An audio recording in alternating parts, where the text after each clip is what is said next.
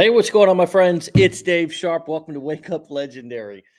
And we have yet another amazing guest this morning, a teacher turned stay-at-home mom focusing on this. What is this? To build her business. We're going to find out. Please help me welcome back to the show for the, I think, fifth time. Nicole, you there? Welcome back to the show, my friend. Thank you, friend. How are you? I am great. Pronounce your last name so everybody can get it right, including me. Dyczewski. I would have. I'm sorry. I have That's known okay. you for now. You're Dyczewski. Yep. The only people who ever get it right are people from Poland. So at this point, I never expect anyone to know it. It's making me feel better already. Thank you so much. 60 seconds in. So, you've been on the show 4 times? 4 or 5. I can't remember. I was trying to figure that out. Yeah. It's been wonderful to watch your journey. For those of you who don't know what this show is about, it's just about having real clients come on and share their experience and give back to the community. What do you think the difference is between the first, let's say, 4 times you were on and now? Where do you feel like you are in your business now compared to previous times when you think back being on Wake Up Legendary? Oh gosh.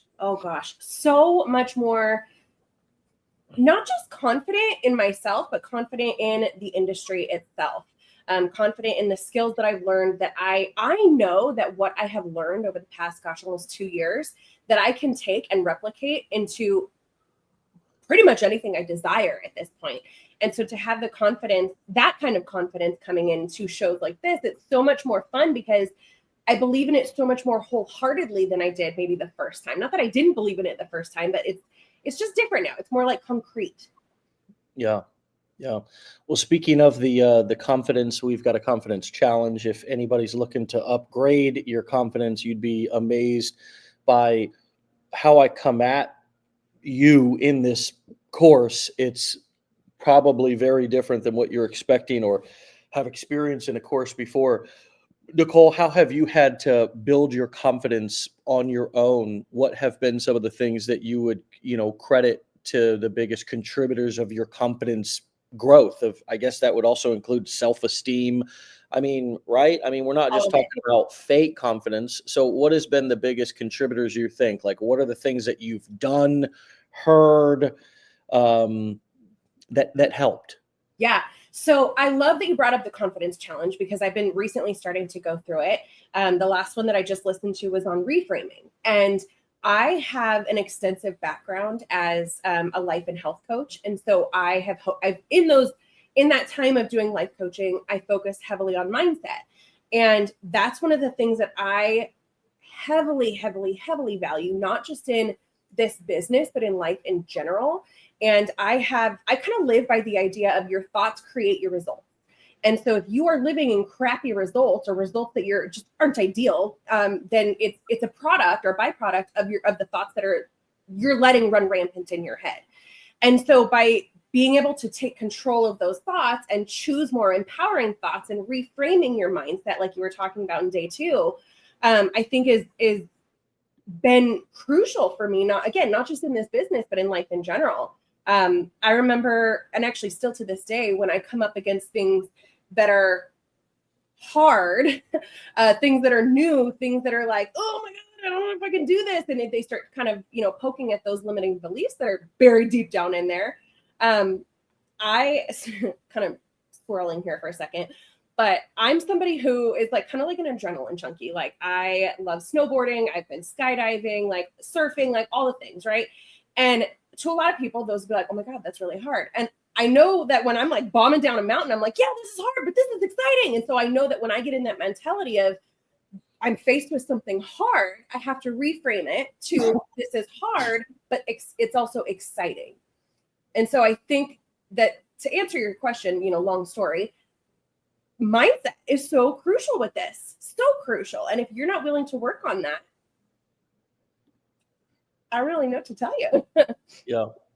Yeah. It is, I think, for anybody who's trying to succeed at something, you have to grow yourself to be the person to operate in that situation.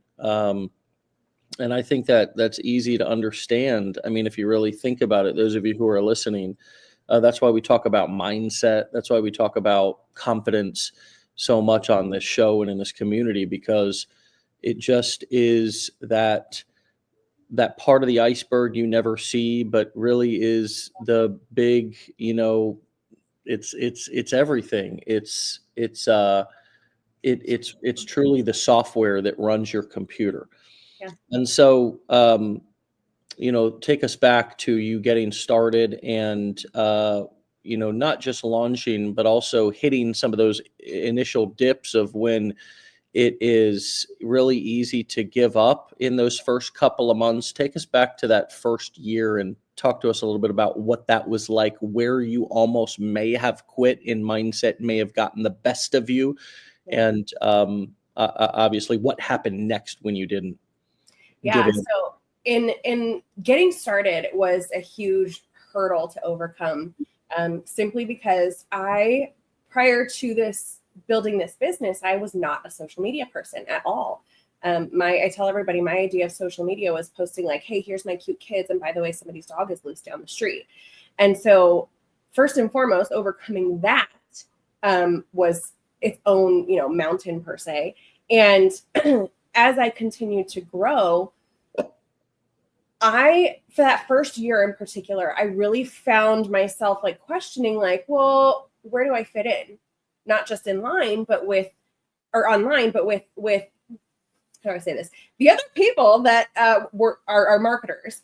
I found myself being like, I'm not like these other girls that I'm seeing. I'm inspired by them, but I'm not like them. Like, that's not me. So where do I fit in? So I have always had like a limiting belief, or I should say I've always come, when I'm struggling in things, that limiting belief of, oh, you're not good enough, or, oh, you don't fit in, likes to creep up in there, and I have to battle that. And so that's what happened a lot in my first year and a half was, you don't fit in, you're not good enough, you're not, the cutesy, carefree, perfect house kind of girl, you just don't fit in. And I've had to remind myself, that's okay. Like, I fit in with me, with my family, with my people. And just because I'm not who, these other people are, and that's okay. And remember that there's like power in me, and the other people can relate to me. And that's beautiful. It's like coming on, it's like owning a business. And if you own a business, you kind of have to create content nowadays. And creating content makes you, have to work on yourself, right? It's kind of a funny thing because, I don't think anybody would ever really expect that. Like, oh, I'm going to start a business. Yeah, it's going to be this big personal development journey, and I'm going to be faced with all my insecurities and limiting beliefs, and not just about my intellectual capabilities, but also about my looks, about my age, about my weight, about every other little thing that I can pick apart, because women likely have their own things they pick apart. Men have their own things that we pick apart about ourselves. It's probably a lot of the similar things, but who would have thunk, right? And I think the reason is because it is so video centric, and it is so, I mean, think about it nowadays, friends. It's like, yes, it's hard to get on video, and it's hard to, you got to choose your hard, right? So this is hard. It is hard to do this, but also because so many people are unwilling or unable to do it because they can't work through their own personal growth, it actually makes the opportunity that much bigger. Everybody thinks that, everybody's making millions of dollars on the internet. No, they're not. They're not. Actually, there's not a lot of people who are. It's a small percentage of people who are making the majority of the money, because those are not the people who are better than you. Those are the people who are more courageous than you and have the follow through to push through the uncomfortableness and reframe those self-criticisms and it's the same old stupid soundtrack that we always play our whole life anytime something hard happens. So when that old played out song starts playing, oh, Dave, you're not this, or you're not that, or look at this guy, look at how much better he is in this way than you are, or whatever, that's probably something I've done a lot of times. That's not new. I just did it with different people in a different situation. Yes. It's sort of like marriage or relationships, right? You do the same mistakes, you get the same result. Yeah. And so it's actually a lot easier to succeed, my friends, than you think it is, because so many people are unwilling to just simply push through feelings of uncomfortability. That's exactly it. That's exactly it. 100%. I could not agree more. I think it's human nature to, oh my gosh, I have this uncomfortable feeling, I must avoid it at all costs, and then turn around and run the other way. And you have to be willing to face that uncomfortability, to push through that uncomfortability, and remember that this uncomfortable emotion that you're currently experiencing, it will pass. I think people get so caught up in the present moment of, oh my gosh, I'm so uncomfortable, I'm so scared, like all the like rambling thoughts that are driving them or not driving them, for lack of, whatever, that they forget that this feeling, this emotion will pass. It will pass. You have to be patient enough to stick through that. Yeah. And there will be here's actually the most important, to piggyback on exactly what you said. It will pass, comma, and another feeling will be right behind it.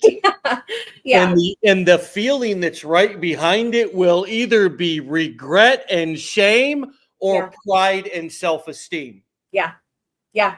And that regret and shame is just going to keep you on this perpetual cycle of, living on that hamster wheel, and you have to choose to get off of that and push through.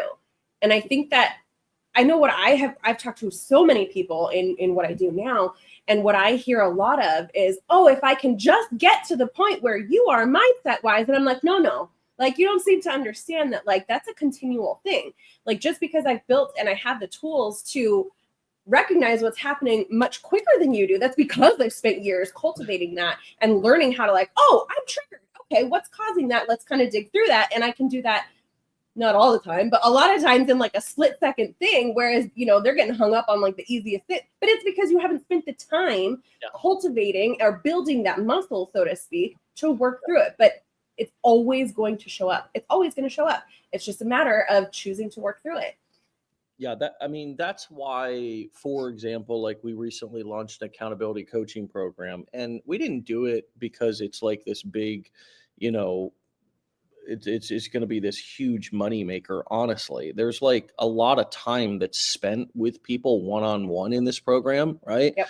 But the whole goal is that when you're done, we've pushed you to walk through the things that you would have avoided by yourself. And at the end of whether it be 90 days or 6 months, you are able to make those decisions now on your own and push through the uncomfortability to then, play the tape all the way through and say, if I don't do this, of course, the same old guilt and shame and the same old cycle will continue, which is usually, this is hard, or this isn't for me, and then chase another shiny object and then meet that same scenario once again, and it be uncomfortable and you don't want to do it. And then, maybe this wasn't for me. And then shiny object. That's the cycle.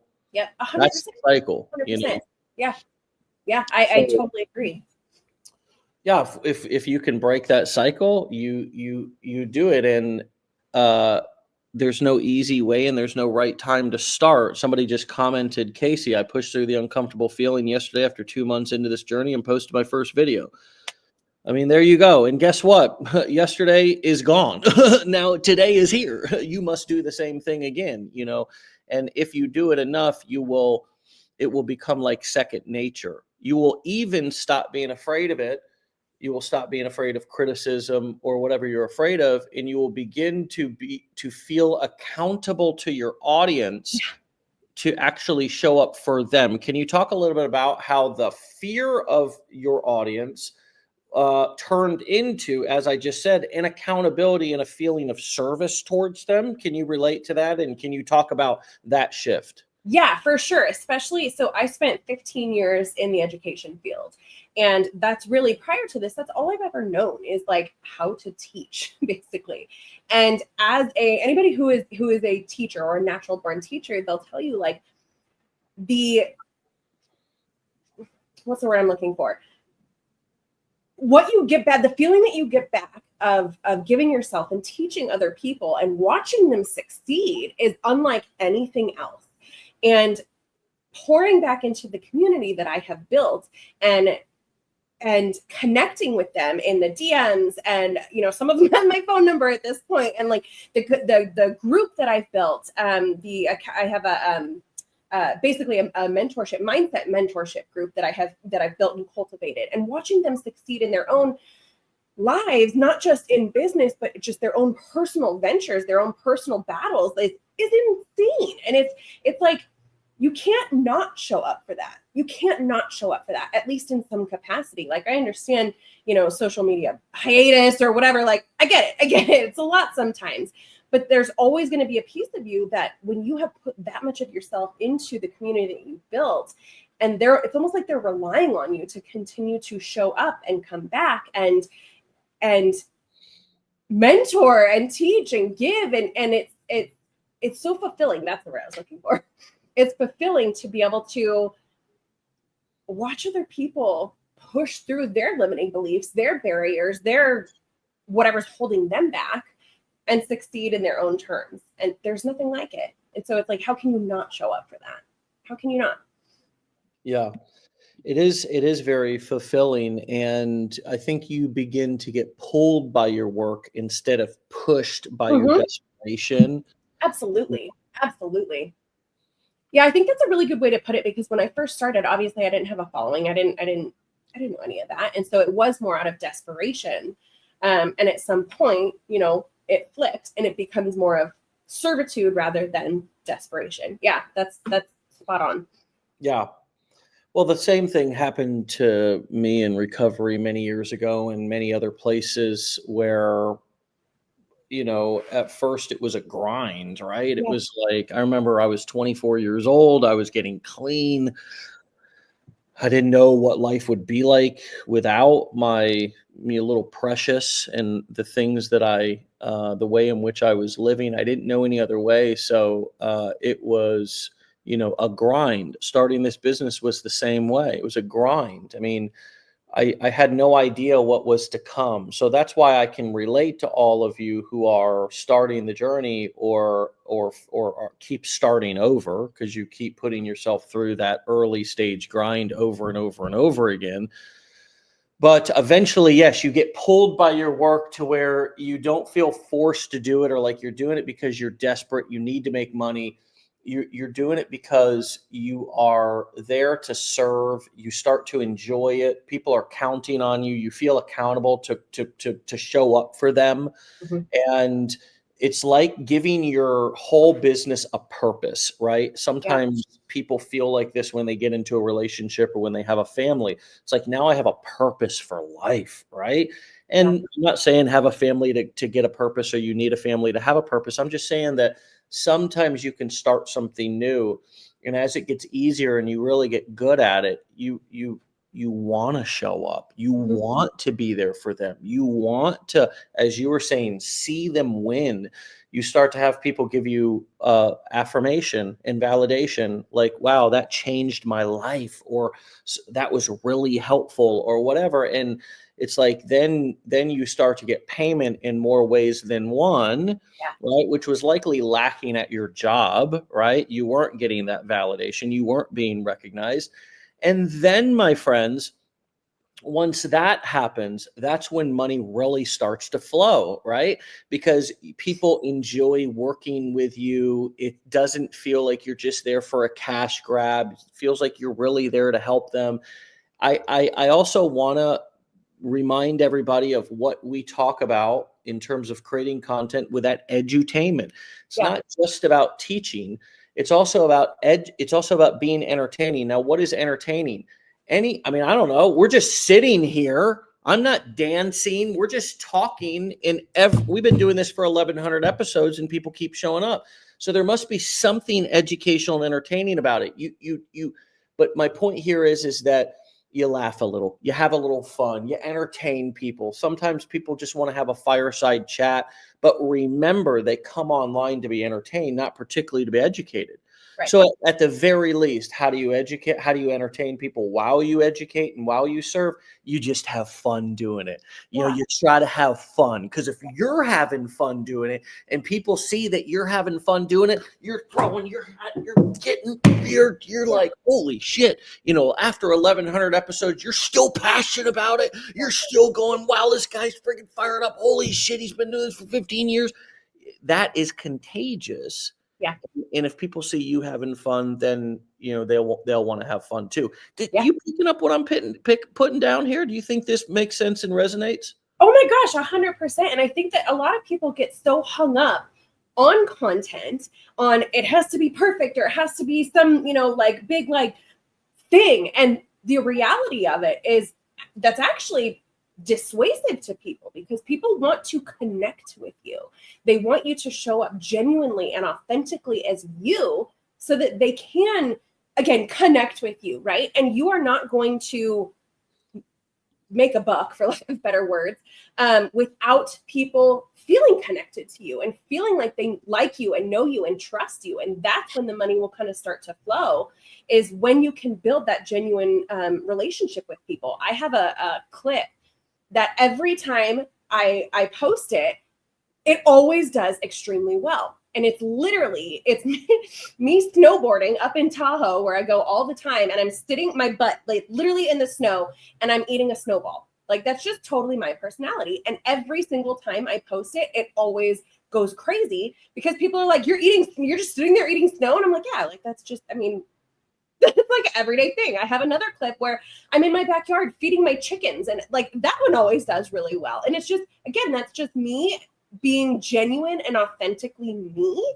and showing up as Nicole and not somebody that I'm not.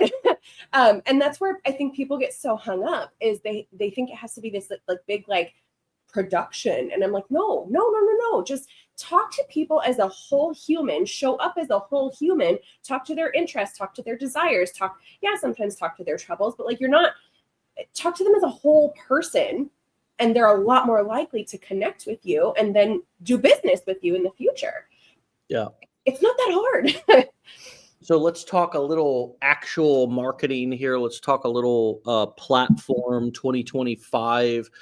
I mean, you've got a decent following on TikTok and Instagram. There's a lot of talk right now about TikTok possibly, you know, I mean, I don't know. I guess a bill is in and it's waiting to be signed. I don't know if that could be reversed if they do when Trump comes in, but either way, there's talks about TikTok actually stopping taking US users. It would, you know, if you already had an account, you could be on it, but, you know, which says to me that, you know, certainly there'll be another platform that pops up, but everybody's going to shift it back over to Instagram fully. Everybody's already on Instagram, but this would be one of those things, one of those times. And even if it doesn't work out, friends, here's how smart marketers are thinking right now. They're saying, okay, look, Instagram, it's time to double down on Instagram. Yeah. If TikTok goes away or stops taking new signups in the United States, that's going to hurt its growth. So what are you hearing? What do you know? What are you doing? Or what guides your decisions, and kind of where are you focused in terms of audience building for 2025? Yeah. So I'm going to kind of walk you through like what my timeline of what happened, because I think it's important to be transparent about that. So when I first heard about that, because I do truly believe that it is easier, I use that term loosely, to grow on TikTok rather than Instagram. That's where I grew first, and I directed people over to my Instagram. And so my initial, like, when I, heard about it, I was like, holy crap, this is the end of the world. And I had a moment of panic and shock and like dread. And then I had to like, hold on a second, like, hold on. Let's remember that first and foremost, we live in a time where social media is king, period, right? So there's always, always, always going to be shifting. And this is just in marketing in general, right? There's always going to be some sort of shift that happens. How we bring information in, the platforms that we're utilizing, the way that we talk to people. It's just marketing is an ever evolving thing. And that's, you have to remember that coming into this. And okay, so I got my head back on straight. And I'm like, okay, well, hold on. This is not the end of the world, actually. That does mean that people are going to be utilizing the other platforms a lot more.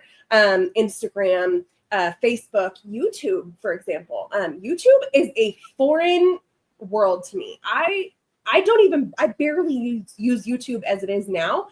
I started looking at this as an opportunity to be like, okay, well, all right, if we do actually lose TikTok, because let's be honest, they've been talking about it forever. If we lose TikTok, this is a really good opportunity for me to branch out onto other platforms and do the hard things and learn other platforms.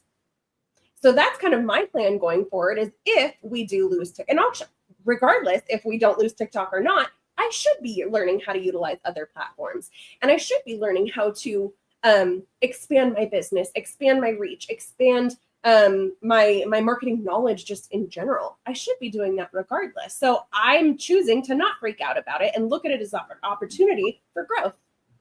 Yeah. And that's a great way to look at it. There's one thing that's going to change. There's one thing that's guaranteed to change in life anyways. And that is the internet. Yeah, right. How we, interact and the technology that we use. I mean, at this point, maybe I wouldn't have been able to say that 200 years ago, right?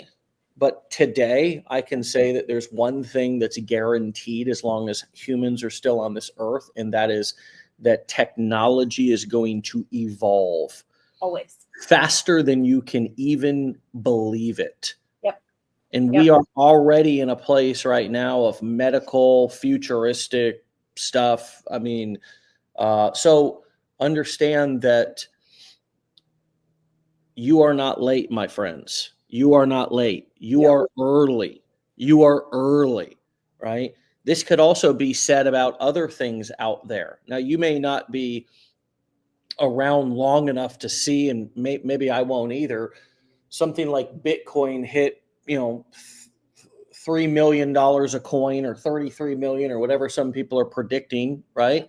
But I bet you also didn't think back when it was hovering around a couple of $100, or you were kind of hearing it back in 2017 when I was, that you never thought that it would hit $100,000 a coin and stay there, right? Not dip back down. It stayed there. Everybody thought it was just a Trump election win surge, but it stayed there. Yeah, and it shifted the way, it shifted that whole industry. Yeah, I mean, it's completely changed the way that we look at currency. It's changed the way that we look at investing. It's changed the way that we look at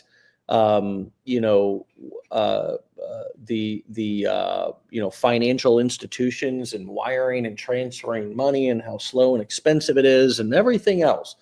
And there's so much more in terms of developers and coders could tell you about the blockchain and how much of a breakthrough it is. But the point here is that things are going to change. What's not going to change is the foundational elements of what psychologically works to influence people. And the other thing that's not going to change is the confidence that you build right now learning these skills. And what I can tell you is the foundational elements of persuasion and influence will serve you for the rest of your life, connecting, getting people to know, like, and trust you, as well as, building your confidence. But also, man, just, these foundational persuasion things that you'll learn will be with you forever. And you'll be able to adapt and evolve with new technology, just like I have. Instagram, TikTok, all these things weren't here when I first got started. But because I had already worked on, for example, getting comfortable on video, I was able to just, adapt to whatever's come along. And now to the point to where my main, at least for the last 4 years, way in which I've delivered free content has been a long form podcast. Yeah, Right. So it's not right. even short form video. It's that I've gotten comfortable enough, and so has my guest, you and the other 1,000 guests that have been on, to have a longer form conversation. And that's growth. That's awesome. Now, it wouldn't matter whether it was Stitch or some other streaming platform or whatever, or whether it's Zoom or all these other platforms that I've presented and made money using. It was all from learning what I learned that first year of getting comfortable on video. And that is how it works. Yes. Yes. Get comfortable with being uncomfortable, period.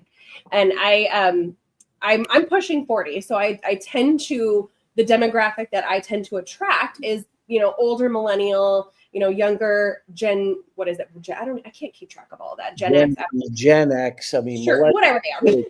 There's a lot of us. Yeah. Okay. So that's boomers. Typically, boomers. Yeah. That's typically who I attract on social media, is like people of my age range and a little bit older. And what I hear a lot of, Dave, constantly is, well, I don't understand it.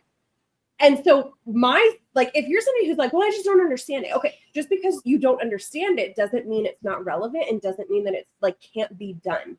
I think people get so stuck in this mindset of, well, this is so new to me, I don't understand it, therefore I can't do it. No. You have to remember that this is always going to be an ever evolving thing, right? Just as life is. And if you are not willing to embrace that and run with it, even just to like this extent, that's all you need. That's all you need, right? You do not have to know every single platform, but you have to recognize that, like, just because you don't understand it doesn't not make it relevant.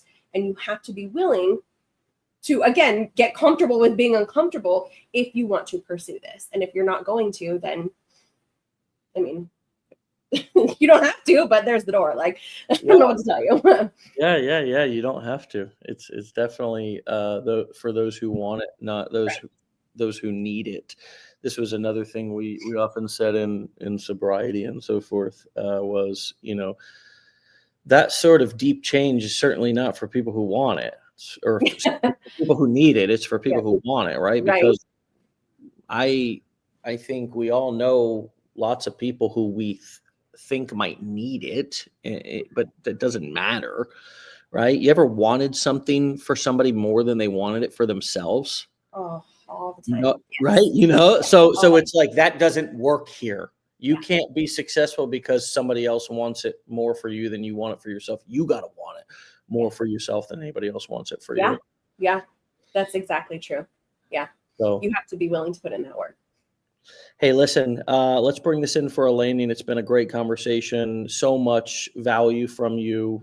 This, it's so wonderful to have you on, I think, for either the fifth or sixth time. If you're the sixth time, you'd be darn near a record holder for most appearances on the show. Either way, you are always welcome. And I look very forward to having you back on the show in the near future. Keep up the great work. We'll send send people over to check you out. At your Instagram, I think, and your TikTok. Same handle there, my friends. Nicole Dyczewski. I'll take it. It was only 35 minutes ago that you told me how to pronounce it, and I've butchered it again. But Nicole D, you are amazing. The best. Stay legendary, my friend. And we'll talk to you really soon, okay? All right. See you later, Dave. Have a great one. All right. Bye-bye. All right, my friends, you can find Nicole over on her TikTok and Instagram. We've got her handle there up on the screen. Dyczewski. I think she said Dyczewski. Anyways, wonderful Polish name. And if you are Polish, you'll know exactly how to pronounce it. But for me, well, I'm just working with a good old 9th grade education over here, sounding things out the best I can, friends. All right. Have a fantastic day. We'll be back here tomorrow for another episode. As always, you can go to our links, legendarymarketer.com/enroll, and find links to our challenges, our blueprints, our mastermind. I encourage you, if you're brand new here, go through our Learn, Launch, Lead challenge first. Understand what we're talking about in the mechanics of the marketing, how it works.